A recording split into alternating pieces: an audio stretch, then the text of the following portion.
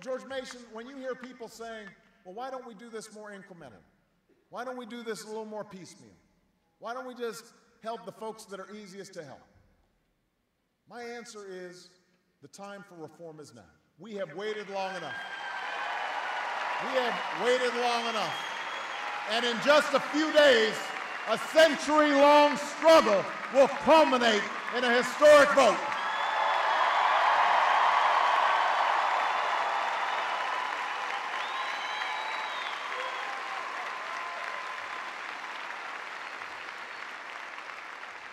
We've had historic votes before.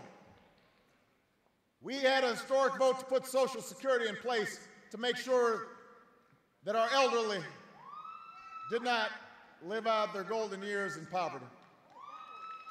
We had a historic vote in civil rights to make sure that everybody was equal under the law.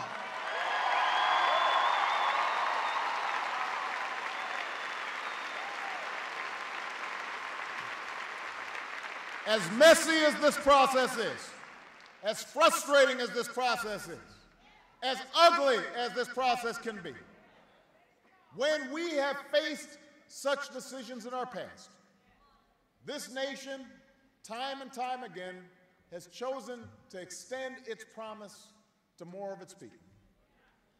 You know, the naysayers said that Social Security would lead to socialism. But the men and women of Congress stood fast and created that program that lifted millions out of poverty.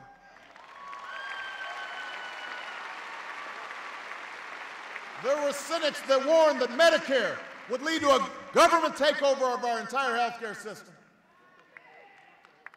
And that it didn't have much support in the polls, but Democrats and Republicans refused to back down, and they made sure that our seniors had the health care that they need and could have some basic peace of mind.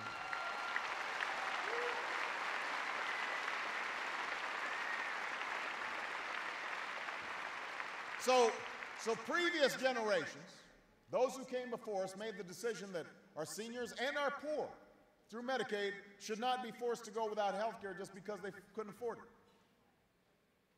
Today it falls to this generation to decide whether we will make that same promise to hard-working middle-class families and small businesses all across America and to young Americans like yourselves who are just starting out.